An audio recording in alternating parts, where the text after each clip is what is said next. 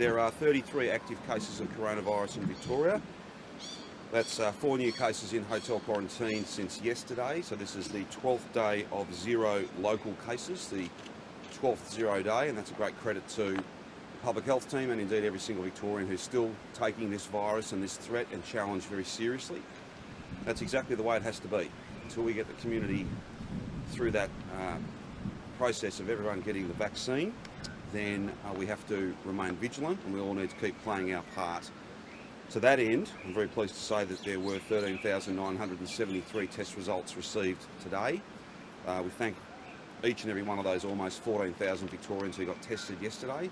That's a very strong number for a Sunday, and we, again, as we've said so many times, we have to keep those numbers up because it gives us the most complete picture to keep you safe, your family safe, and every family safe. And of course, it's for so long as we remain safe, we can remain open and not have to reimpose any of those restrictions that are so damaging and challenging. Now, as you know, on Saturday, the Chief Health Officer and I announced that from 6 p.m. Saturday night, people from the 5 LGAs that were declared by National Cabinet as a hot zone, a red zone in Brisbane, people would be able to return from 6 p.m. once they got a permit, isolate for the 3 days, get their tests done in that 3 days, and upon the receipt of a negative result, they'd be free and clear to go about their business. We also at that stage indicated that the Chief Health Officer and his team would spend the weekend, a very long weekend, working very hard to assess each and every case and the epi picture, the virus picture in the Greater Sydney region. And that following that review, we had hoped to be able to make announcements today or tomorrow about releasing a number of local government areas or switching them from red to orange in the Greater Sydney area.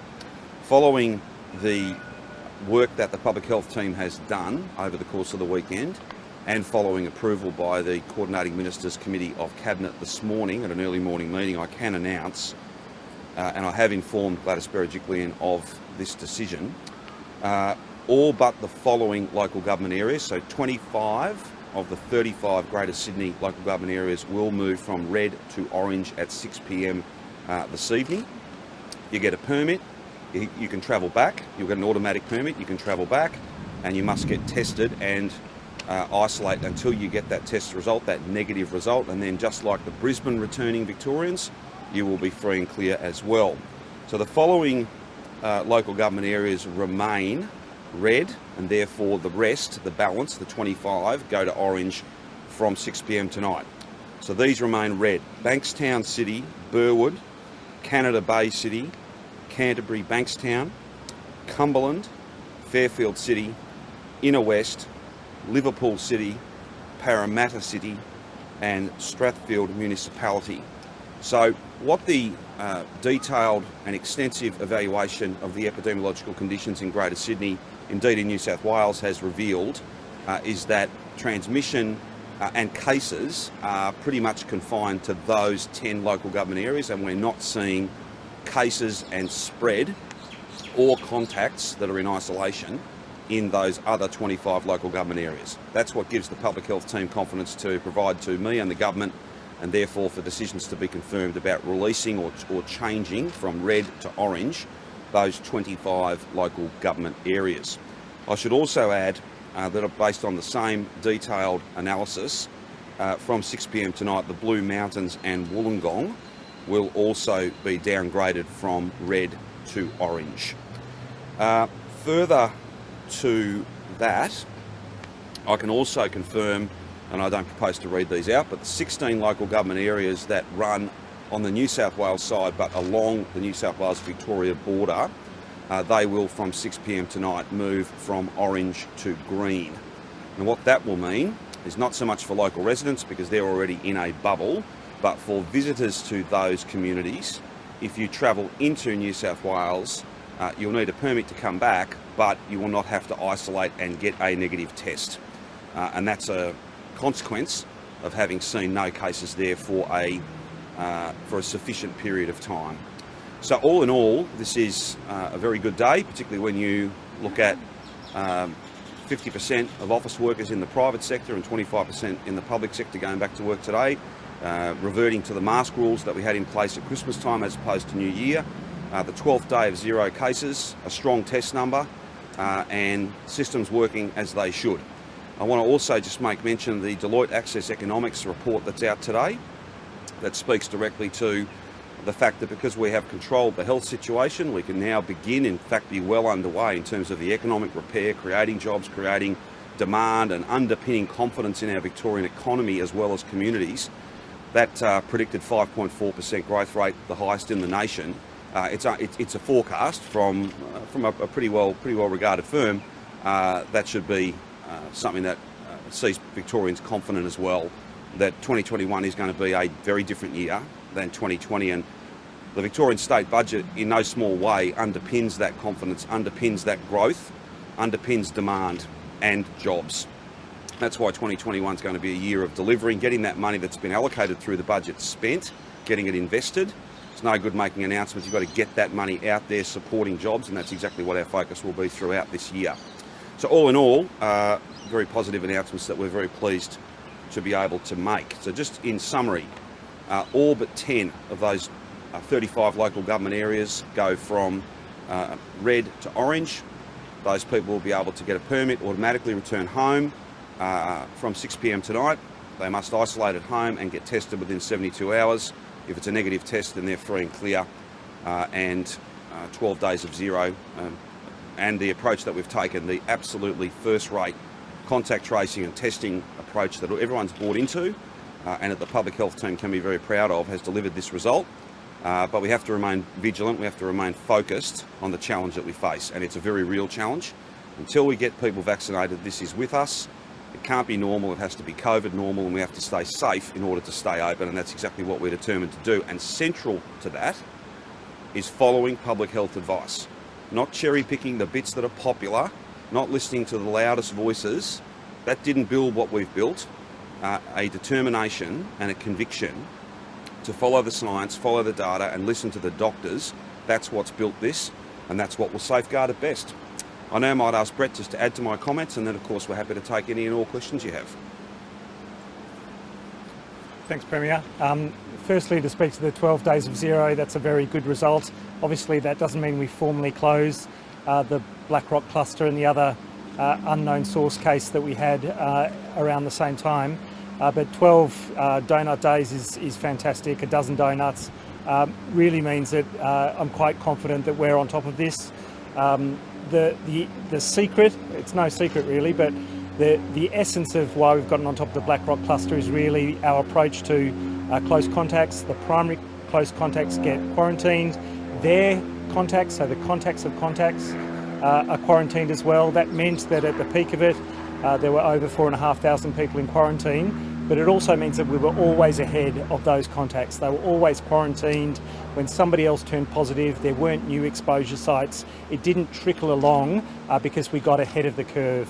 And that really gives me the confidence that the Blackrock cluster is looking fantastic, and I don't expect additional cases out of that really. And if there are, they'll be in the few remaining people who are finishing their quarantine period and won't lead to new exposure sites or new transmission. In terms of the situation on the Victoria-New South Wales border, clearly it's a good epidemiological situation. I hope that the green zone designation means that people can feel confident to go to those border areas for tourist purposes, and that it's a bit easier on those residents for a number of reasons. With respect to the pre-existing red zones in New South Wales, obviously all but 10 local government areas, mostly focused around the mid-western suburbs of Sydney, go to orange. Those remaining LGAs are really where the exposure sites are, where the remaining cases and remaining transmission is. Of course, we all hope that there's success in terms of getting on top of transmission in those remaining LGAs. Of note, in addition to Blue Mountains and Wollongong, the Northern Beaches has come off those LGAs. That's really because the Avalon cluster also appears to be one that's inactive. So that's all a good sign. And the primary LGAs now are really related to the Barala cluster. There have been some additional cases recently, but they've again very likely been linked back to that BWS exposure. and so fingers crossed for the remaining suburbs in Sydney. And as the Premier says, they'll be reviewed every single day, both in terms of any new cases that will emerge or might emerge, and all of those wastewater results as well. Thank you. Just on the Chief Health Officer's final point about review, we will on a daily basis review those 10 local government areas that remain red. I think it unlikely that all 10 would flip to orange at the same time. It may be that local government area 1s, 2s may change, and as soon as we can update people based on public health advice, and again that further extensive work to determine exactly what the risk profile is, as soon as that changes they will be designated red for not a moment longer than they need to be, and we won't wait for all 10 to be orange. It may well be that some of them come off in a few days, others may take longer, but I know that's very frustrating and very challenging not to be able to provide a definitive answer on that, but again, you've got to be guided by the best public health advice, and that's exactly what we've got in our public health team as led by the Chief Health Officer. We're happy to take any questions you have. Do you have an idea how many Victorians are in Sydney? No, it's very challenging. I can get you the most up-to-date exemption number, but again, this is no longer, there will no longer be a need for exemptions in those 25 local government areas plus Blue Mountains plus Wollongong. They'll be able to automatically, from 6 tonight, they'll be able to automatically, just like Brisbane, they'll be able to apply for a permit and then travel home with that 3-day requirement. If we can get you an updated number on exemptions, we're more than happy to do that. The show release can have that, or we can get it to you separately. I also hope it's only been essentially, well, 6 p.m. Saturday to 6 p.m. last night. It's only really one full day of people returning from Brisbane. As soon as we can get you a total number of people, permits that have been issued, and a reconciliation of how many of those have tested, and we should see more of that information tomorrow as the second full day begins, and we get testing numbers through that. We'll get that to you also. Yes. Yes. All 4 are associated with the tennis, and they're all tucked away safely in hotel quarantine. And I know there's been a bit of chatter from a number of players about the rules. Well, the rules apply to them as they apply to everybody else, and they were all briefed on that before they came, and that was a condition on which they came. So there's no special treatment here. People are being treated because the virus doesn't treat you specially, so neither do we. As to what they require and their some of the commentary they've run, I think Tennis Australia is probably best to speak to that. I don't have a total number, Nick, but I'm more than happy to, unless Brett's got one, I'm more than happy to get you one, but it's obviously, there's 4 more, and they're all associated. But again, the other point to make here is there's still plenty of time for the 2 weeks, plenty of time for 2 weeks of quarantine, and a buffer that's built in before the 8th of February when the tournament starts, and we'll just have to be guided by the test results that come back from people who have been, by virtue of being on a flight with people who've tested positive, despite having tested negative before they got on the plane. That'll all be guided by the actual test results as they come through. What do you make of Novak Djokovic's list of demands, including going to private housing? Well, people are free to provide lists of demands, but the answer is no. And that was very clearly laid out beforehand. So the notion that there's been any change, the notion that people weren't briefed, I think that argument really has no integrity whatsoever. And don't just take my word for it. You've got other players who I think on social media and in other forums have made it very clear that they were clear on the rules. And I probably can't be any plainer than that. Is the government able to provide that document or a contract or whatever it's called about what's going to happen in quarantine to players with the virus? I think Tennis Australia would be the people to talk to there. Like they're paying for it. We've got a very clear set of rules and guidelines. Tennis Australia and the tour and both tours and the ITF beyond that, I think they're all engaged in this. This is a no surprises thing, and whilst people might prefer to do it differently, that was not what the public health advice said was safe, and that's not what's been put in place, and we're not changing that because whilst the event is very important, nothing is more important than making sure that we follow public health advice and keep the state safe. I don't think so. I think you've got a very small number of people who have tested positive. Their status at the end of a 14-day period, we'll have to wait and see. But it's also because of their proximity and the time they spent with other people who are deemed to be close contacts. They have to be quarantined. They can't be training as others can. Again, that's a very rigorous process for those who are allowed to. But we'll have to wait and see what future test results, and they're all tested daily, what happens with them. And again, I can't predict how many more positives there'll be, who they'll be, whether they're officials or media or players or whatever it might be. We just have to wait and see. But there is an extensive, if you like, bubble arrangement where the number of people that any one person would come in contact with is significantly limited, and that's the whole purpose of quarantining people away, not having them in a private home where they where they may well be coming into contact with other people, but in a rigorous hotel quarantine model where they have no close contacts, so that if they finished up testing positive or someone else finished up testing positive, you can limit the total exposure, the total number of people. That's the way many different sporting events have been run across the world in recent times, and that's the rules that were very clearly laid out before anybody got on a plane to come here, and those rules will not be changing. What was your reaction when you heard those demands? Oh, look, I've given it a lot of thought. I think I've made my position very clear, as it was made very clear to all those involved. And I think we have Tennis Australia's full support in the rules that have been put forward, and they were communicated to everybody involved in the event. Now, it doesn't mean everyone likes them, but that's not the world we're in. This is a wildly infectious pandemic. There are rules, they need to be followed, they will not be changed. And that's the basis on which people came here. Do some of those people need to have perhaps a clearer idea of the privileged position that they're in? Oh, well, I'll leave it to others to make judgments about those matters. I'm here not so much to be opining about how in touch with the real world some of these people are. That's not my job. My job is to make it very clear. People were told what the rules were. The rules will not be changing because the public health advice is where those rules came from. Others can make their own judgments, and I'll leave them to do that.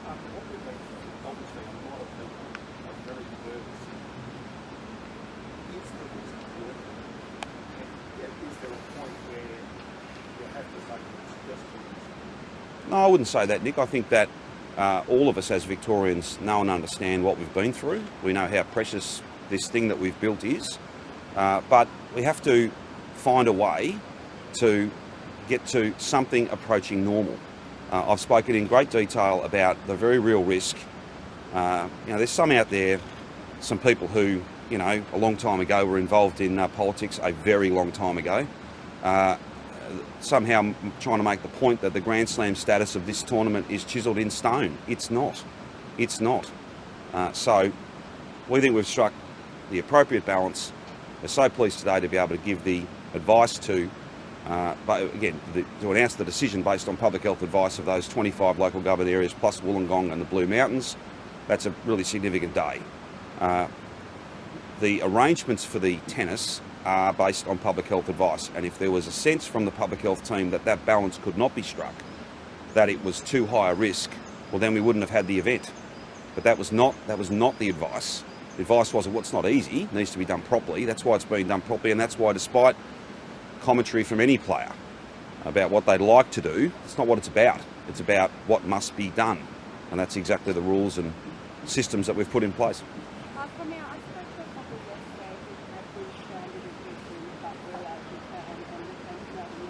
Yes. They said allowing the Australian Open photo is a double standard. What do you say to that? Well, people are entitled to their own views. I'm not going to be a commentator on every view that's put, every opinion that's put across our state. We got the people from Brisbane back as quickly as we possibly could. So pleasing that they're able to come back. They have been able to come back since 6 p.m. and I hope that couple that you spoke to, I hope that they've had their test and I hope that they test negative. And then they'll be able to go about their business. They'll be free and clear of this. They'll be back like the rest of us, having to be vigilant, of course, but knowing that they're in a safe state, a state that's open, a state that's leading the nation in terms of economic growth and jobs growth, a state that's well prepared to have a very different 2021 than 2020. Just on the parts of the Sydney red zone that are being downgraded, if Yes. someone from a formerly red zone arrived in Melbourne a couple of days ago, they've tested, they've been quarantined for a couple of days, do they need to get tested again, wait until the results to be able to leave their homes? I think we had a similar question in relation to Brisbane, so someone who'd got an exemption. I might let Brett speak to that about I might let Brett answer that. Yes, Mayor, in the same way as we've previously allowed people who've been in quarantine in Melbourne to get that negative test and be released, we'll do the same for those who might have come from a previously red zone in New South Wales if they've been in quarantine in Victoria. So they will still need to be tested, wait for their negative results, and then they'll be allowed. Yeah, that's right. So there'll be a negative test in the same way as we would expect a negative test within that 72-hour period from someone coming from an orange zone now. Brett, the 4 cases in today's morning, are they extra cases to what we already know about the Australian Open, or is this just a reconciliation of what's come out over the last? No, they're new cases reported today. The full reconciled number will be in the Chief Health Officer update this afternoon. Does that include players? Sorry? Does that include players? I believe there's one player amongst those 4. And does that 4 include the person who came on that flight on Saturday morning? I don't know, I'd have to check that. That's my understanding, yes. And do you believe there's transmission on the flights? Because there are, I think, 2 or 3 flights where there've been negative people. Do they transmit? I don't think we'll know the answer to that. I think the people who've tested positive thus far were probably exposed before they got on flights, but it'll be the test results in coming days that'll give us a picture of whether anyone's had infection transmitted to them on a flight. Given we've had a number of people test positive after initially testing negative before boarding the flight, is there any point in requiring people to get tested before they come on? I think so. I think clearly we've found some individuals who were positive prior to boarding a flight and they haven't boarded a flight for that reason, so that reduces the risk to others on those flights.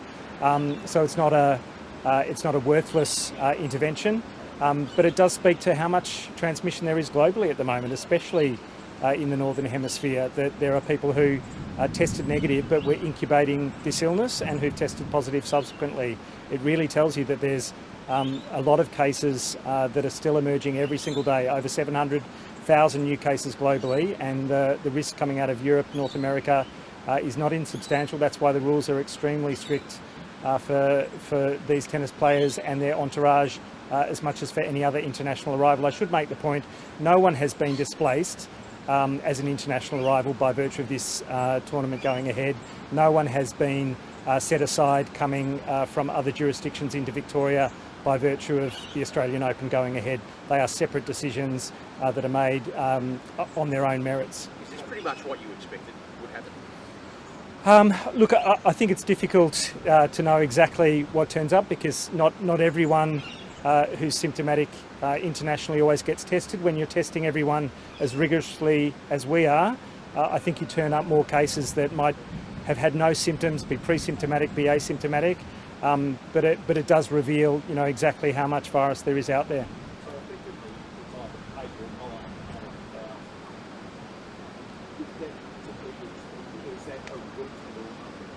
It's about the same rate as we're finding for other international arrivals. The positivity rate has been at around 1%, the same for aircrew. It's been around 1% of aircrew who've turned positive. I think that's therefore, within the range of what's expected.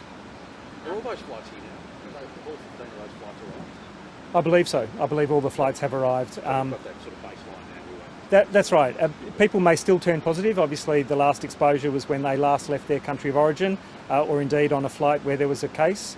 So there might be some more positives in coming days, but that risk will decrease over time. So no one's repeated going to the with those 3 flights. That's right.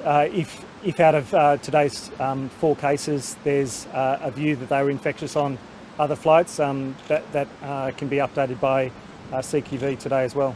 Emma Castor, the COVID-19 commissioner, yesterday she said that Tennis Australians made very clear that we chose directions and will keep being to be close contact. Are you sort of able to say, whether everyone on a flight is deemed a close contact with someone who is testing positive? Yes, that was the policy position, that on a flight, because people move around on those planes, because aircrew in particular can move right up and down the full length of the plane, and because it's an enclosed indoor space where air circulates across the entire plane, that those individuals are considered close contacts. That policy advice was settled many, many days ago.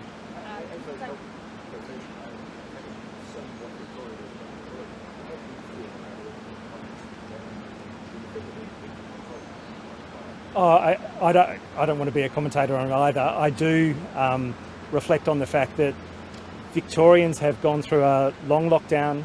Tens of thousands of Victorians have had their own quarantine by virtue of being close contacts. Everyone finds quarantine tough, but Victorians have copped this as much as anyone in the world, and it's for them really to reflect on you know, some of the privileged positions that others might have with respect to how their quarantine plays out. Victorians have done it tough, and they don't expect special rules for anyone else. Can I just make a comment about... so we've got 33 active cases at the moment. They are all in hotel quarantine, or at least all but a handful.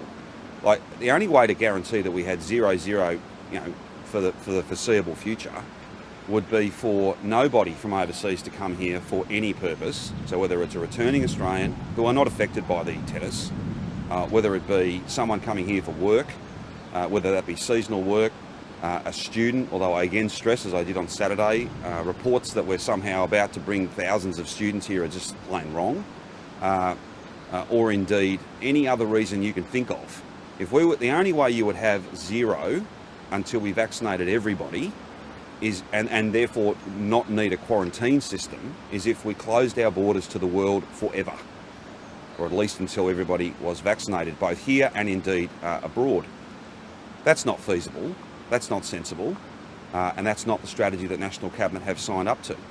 But if anyone who thinks I'm going to apologise for following advice, anyone who thinks I'm going to apologise for following the advice of the people whose very advice saw us do what no other part of the world has been able to do, defeat a second wave, well, that's just not going to happen. These are very difficult decisions, but that Deloitte Access economics outlook in terms of jobs growth, economic growth, recovery, leading our nation, is predicated on us having control of the health situation, and that means sometimes you've got to make very, very tough calls. Although it is very pleasing to be able to say that from Saturday night we've started to see those people from Brisbane come back. That's a terrific outcome. And of course from 6 o'clock tonight we'll start to see the vast majority of people who have been in Sydney. And we apologise for the inconvenience and the challenge that this is not the summer that they wanted, it was not the Christmas holidays that they wanted, but that's the nature of this virus. It's here with us, and it calls you to make tough calls. It absolutely requires you to make tough calls. And if you don't do that, then you put at risk everything that we've built.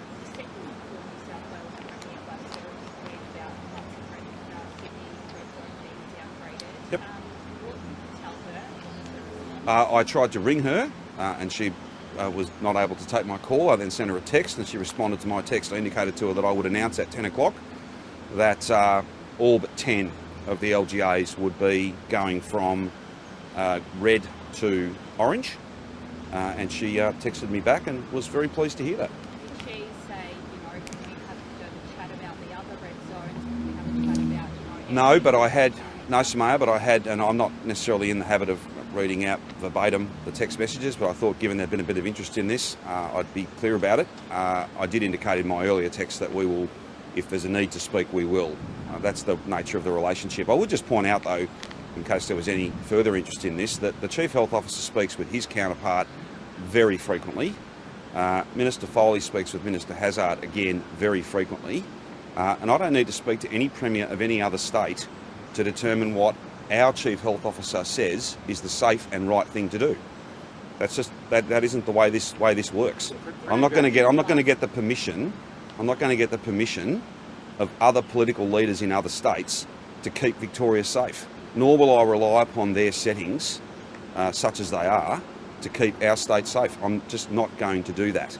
That's not what I'm elected to do. It's not what I'm accountable and responsible for doing. Again, we apologise and we express our absolute regret that this virus and the outbreaks out of hotel quarantine in New South Wales and in Queensland has disrupted the summer of many, many Victorians.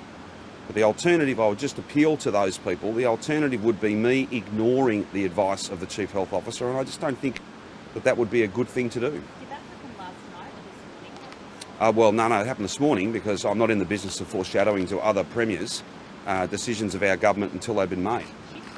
So they were not made until a meeting this morning of the CMC at about 8:30. She made some fairly pointed comments yesterday about your board appointments. Is there some friction there now that wasn't before? No, and I'll evidence that clearly by I have like zero interest in having an argument with anybody or anything other than this virus. I'm not interested in getting into that stuff, but there is some interest in it, so I've just given you a reasonably frank assessment of what the Victorian government's position is and the fact that I've communicated with her, which I thought was appropriate. And if we need to speak again on this or any other issue, we will. I've got a very good relationship with all First Ministers across the country, whether it's the Prime Minister or Chief Ministers or Premiers, and I think that served all of us well. She's hit out at you and your government publicly a couple of times now. Minister Foley and you indicated that the working relationship between New South Wales and Victoria is good. Are you disappointed then that she's making pointed remarks publicly instead of telling you privately? Samaya, with the greatest of respect to Gladys and other First Ministers, they're not the sorts of things that I spend a lot of time thinking about or getting particularly disappointed about. There are a lot of other things to focus on, like creating jobs, keeping the place open, going to 50% of office workers today in the private sector, the Christmas mask rules instead of the New Year's ones, all those things. And look, I hope that we can get that list of 10 local government areas down over time when we get the advice that says it's safe to do so. Again, I do make the point, I don't think it'll be all 10 switching on the one day, but we wish all of our colleagues in New South Wales well. We hope that they bring a sense of control to all those cases, run them all to ground, mop them up as they sometimes call it, and then we'll be able to have those local government areas go orange. And indeed, hopefully we can have a situation where Sydney can be in fact green. That'd be an absolutely fantastic outcome. Just as Brisbane, I think, is probably poised to do at some point soon.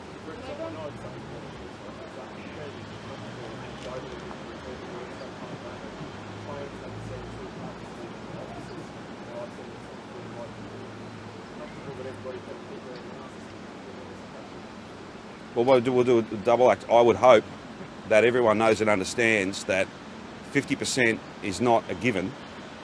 We all have a part to play. There are some settings where a mask is needed, public transport, for instance, or if you're in an Uber, taxis, all of those sorts of things. If we all keep playing that part, doing those things that are inconvenient, no one's necessarily enjoying them. But if individual businesses and employees are vigilant about their COVID-safe planning, then hopefully very soon I can be standing here saying it's not 50% anymore, it's 60 or 65 or 70%. That's what I want to be able to get to, because that's more people buying coffee and lunch and dinner and all the other stuff that we know is incredibly important for jobs and livelihoods.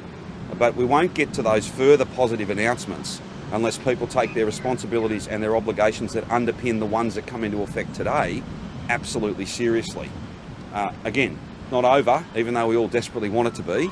What we can hope for and what I think we can be confident about is that 21 is shaping up to be a vastly different and better year than 2020, but that's all based on all of us playing our part. Brett. And while you're there, what about 100% capacity? Well, again, if and when the public health advice tells us that, then we'll go to the capacity the maximum capacity that we believe is safe as fast as we can. I would just say, and I'm not barracking for this outcome, and I've tried to be pretty frank with people. In talking with a number of very large employers, and I will concede it was before Christmas, and maybe there's a sense of fatigue in terms of their staff surveys, and everyone was looking forward to a break, and maybe there'll be a different view now. But some very, very big employers were reporting to me that they had surveyed all of their staff and that they were expecting that on any given day there might only be 50% of people back at work.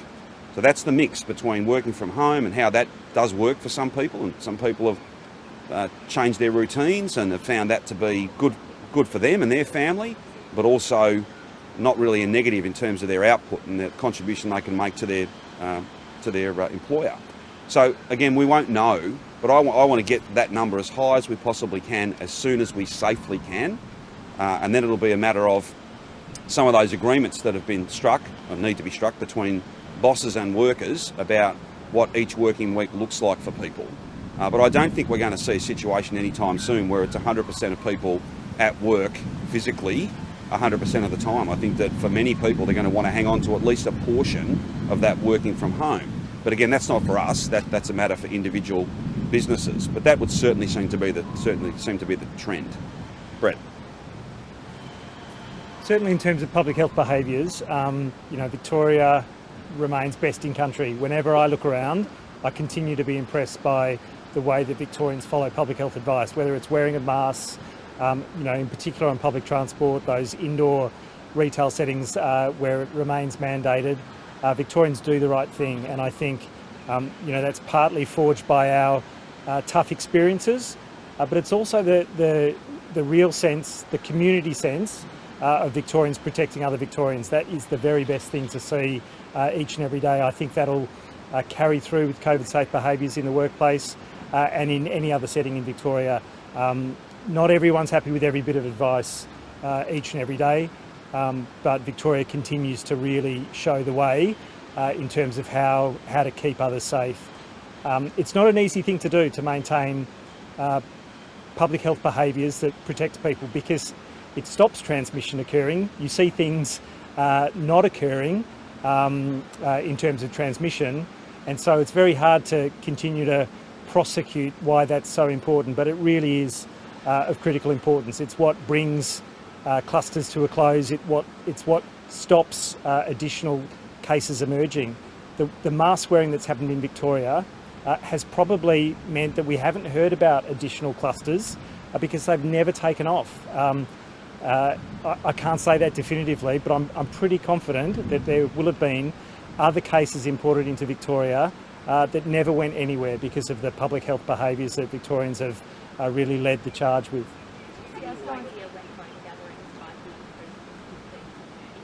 I'm not sure. Look, it's one of those decisions where you're balancing risks and the benefits that are obvious. There are clearly circumstances where people want to have a private gathering of greater numbers, but with the Blackrock cluster formally closing in coming days, I'm sure that'll be an opportunity to reconsider that specific advice.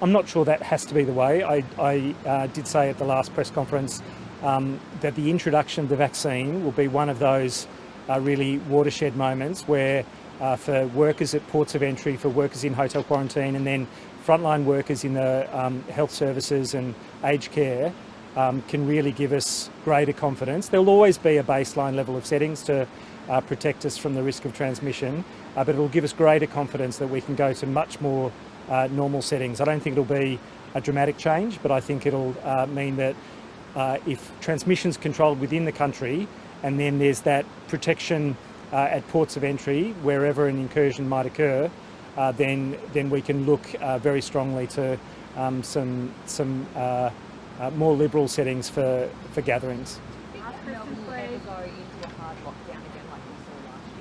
I certainly hope not. We need to be ever vigilant. You can sometimes get a cluster emerge where there are unknown source cases and it's geographically spread and the numbers are all of a sudden 20, 30, 40 in a day. If that occurs, we'd have to have that on the table as one of our tools. But it's clear that we got on top of the Blackrock cluster by virtue of the primary and secondary close contact quarantining. That works very well. Yes, a lot of people go into quarantine, but the rest of Melbourne, the rest of Victoria really carried on as per normal. The reason why I wanted to ask that is because obviously police have dropped both of those COVID-19 fines now. Premier, if we were to go back into lockdown, do you think that's undermined? Well, no, what I'd say to you is that Victoria Police are completely independent of the government. That's not a decision the government's made, that's a decision the Chief Commissioner has made, and I'll leave him to speak to the reasons why he has done that. Again, ultimately, each of us have got a profound responsibility to play our part. We didn't achieve what we achieved in 2020 because we all flouted the rules, or we all thought, oh, well, some of this conspiracy theory nonsense that this thing's just like the flu and it's a common cold. No, it's not. No, it is not. And again, it gives me no joy to say this, but just turn your TV on for 5 minutes and see what's happening in the States, see what's happening in the UK, in Europe, in many parts of Asia. They are not living the life we're living now because they are overrun by this thing. So we've all got a part to play. You shouldn't have to issue fines. people should know and understand that they benefit. They benefit in many different ways by what we've built and safeguarding that, absolutely preserving that. And that's what all these difficult decisions, for instance, locking Victorians out of Victoria, never a decision taken lightly, but on the best of advice. The same advice from the same people who steered us through a very difficult 2020. We're all determined not to go back to that. But is it not seeming the wrong message that effectively can get away? Well, I don't believe that's the message that's being sent, but again, I'm not here to be a commentator on decisions that a rightly independent Victoria Police Force have made. The exact details of those decisions, why they've done what they've done, I know it's not convenient, but you've got to speak to the Chief Commissioner about that. No, that's the nature of a completely independent relationship. I'm not sure whether he's had a conversation with the Police Minister about it, but he certainly didn't speak to me. So again, this is not. I'm not making a point other than just pointing out a fact. Police have the operational independence that is very important, and I think we'd be having a very different discussion if that was not the case. That's something that we should jealously guard, and we do.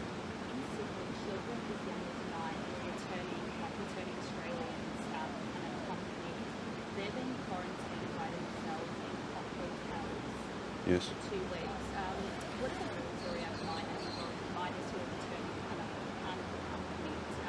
Sure. The best thing for me to do, Samara, is to get Emma from CQV to come back to you on that, and we'll have some, not just policy, but we'll have, because it's been a few months now that we've been receiving Aussies that want to come home through our hotel quarantine system. I'm more than happy to get her to give you a sense both of the policy and indeed what's happening on the ground, as it were, because there'll be almost certainly there'll be some similar cases. You've mentioned a couple of times that Access Economics projections about Victoria's economy growing strongly than any other state. Yep. Isn't that because their economies didn't sink as far as ours did and their recoveries have been underway longer? Well, you can take a positive or a negative view. I think 5.4% growth. The hard work we're all doing to hit those jobs targets that we outlined during the budget, the fact that all of us will be working incredibly hard every day of 2021 to make sure that it isn't just a situation where we've allocated funding, but in fact we're getting that money spent, we're getting that investment made to guarantee jobs, to mean that each and every person whose job is underpinned by the work that we do, they're out there with confidence spending. That's income, and that whole cycle of confidence and growth. That's exactly what we're all about. There's a lot of healing to be done. There's no one's skating over that. No one's in any way uncertain that this virus, this pandemic, has done a lot of damage. That's why there's a budget that is unprecedented, and this year will be a year of delivery and expenditure and investment, the likes of which Victoria has never seen before, because that's what's absolutely needed. But I hope that we can continue to report that sense of optimism, that sense of confidence that what we've built we can safeguard. We get the vaccine rolled out, and we can look with confidence to the future.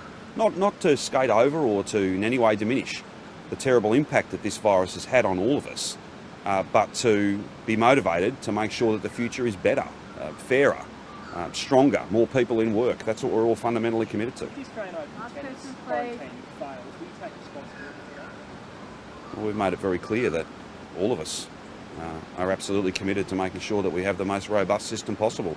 That's why, Richard, the rest of the country has adopted the model that we put in place. Testing everybody every day. Advanced contact tracing of everybody who works in hotel quarantine. Exclusivity, or at least I hope they have. They've all committed to do it at National Cabinet. But we don't have people working in pizza shops. We don't have some of the stuff that has gone on in other states. And we put that to the National Cabinet. AHPBC endorsed it, National Cabinet's endorsed it. I can't speak to exactly whether every other state has made the changes that National Cabinet agreed to, but we take these matters very, very seriously, and I think the quality of the system is well evidenced by the fact that everybody else has essentially copied it, or at least committed to. Have you been in touch with the Prime Minister? I know it's been on holiday. I think he's back today. Have you been in touch with him regarding, or has he reached out to you regarding these border issues? Oh no, I didn't bother him while he was on leave. I think that Jacinda might have been speaking with Deputy Prime Minister McCormack, and I think Marianne might have also, in relation to seasonal workers and stuff like that. I can't tell you, I had a conversation maybe 10 days ago with the PM about some of these things. And I said to him we would always follow advice, but we would get people home as soon as we could, and the borders would be shut not a moment longer than they needed to be. If the Australian Open quarantine is successful, is that a model?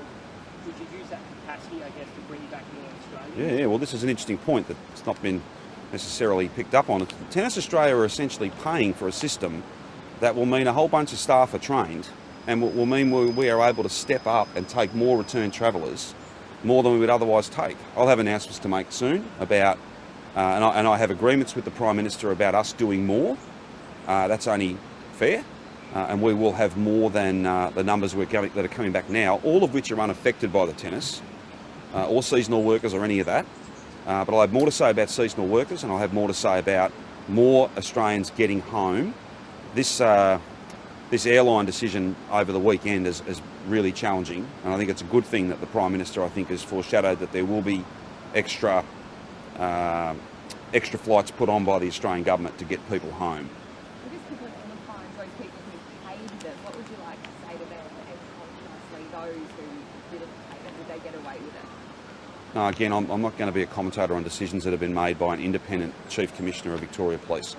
You would need to speak to him about what decisions he's made and the context in which he's made them. But is that unfair? I'm not here. I'm not. You guys are about these sorts of matters, opinion, commentary. That is not my job, and I'll always reserve the right to not necessarily be a commentator on various matters. People can make their own judgments about what I've said today, but I'm not going to be adding to those comments. You need to speak to the Chief Commissioner or whoever he delegates to talk to you about the decision that they have made. Not a decision that I've made, a decision that they have made. But again, no fines ought ever be issued when it comes to coronavirus matters. People should be doing as they need to do, as they're required to do. Whether that's someone who's running a pub, a restaurant, a cafe, a bar, a big event or a small event, or an individual wearing a mask when they are required to do so. QR code, the list goes on and on. The list goes on and on. Those, for instance, who are returning on a condition of their permit, pleasingly from 6 p.m. last 2 days ago, Saturday, and from 6 p.m. tonight as it relates to Sydney, they have to isolate and they have to go and get a test taken within 72 hours. You also envisage replicating the Tennis Australia quarantine model for international students? There's been a bit of reporting about this, but let's be clear. I think Adelaide has done some of this. They've had some international students, a pilot, a trial that started last year. I said on Saturday, and I'll again confirm for all Victorians, I think the prospect of tens of thousands of international students coming here, while we've still got people struggling to get home, or even if there was every Aussie that wanted to come home had already made it home, there's a big capacity issue here. Do you have facilities? Do you have, particularly under the model that we use, where there's no private contractors, everyone's exclusive, everyone's tested every single day, like there are limits to how many people you can safely quarantine when your risk threshold is so high. I'm not pleased about that. International education is our biggest export. It's a massive part of the prosperity that we enjoy as a state. We want to get it back as fast as we can, but I just again say the government is not spending hours and hours trying to make something that I think is frankly not possible. Tens and tens of thousands of international students coming back here is going to be incredibly challenging, if not impossible, during this year. I take no joy in saying that, but I've tried to be as frank as possible about that.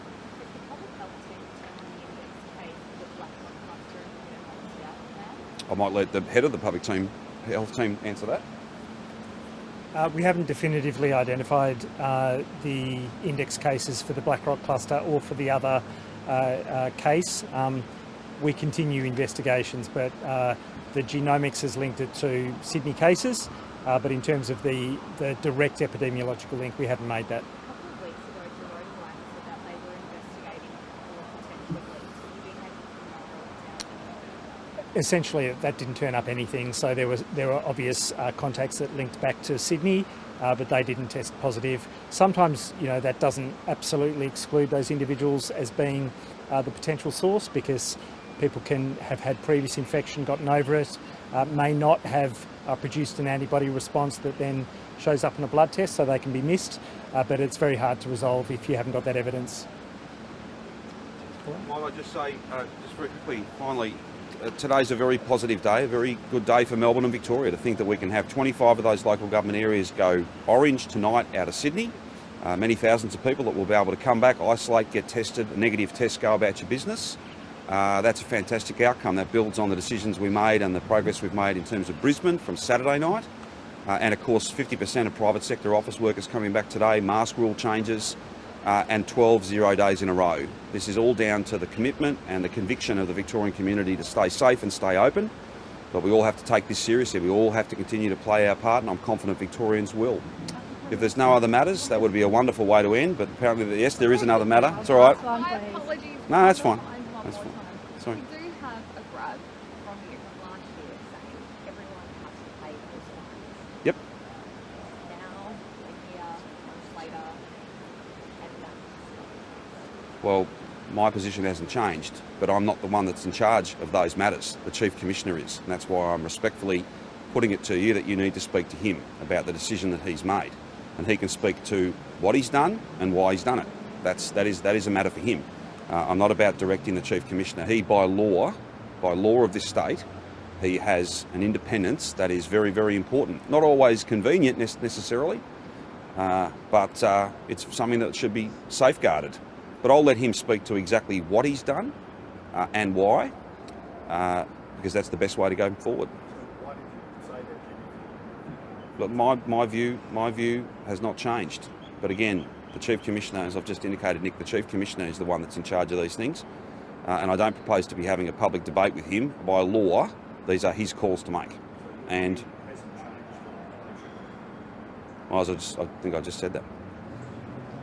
So has this reduced the impact that the court systems will obviously have to deal with those people who didn't pay the fines that will probably end up in the court? I'm not certain about that.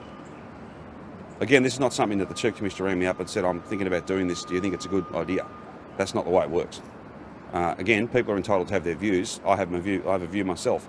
But it's a matter that you're best to put to the Chief Commissioner and have a conversation with him about the operational decisions that he and his members have made under his command. Sorry to end up on that. That's all right, that's fine. No worries. Thanks very much, everyone.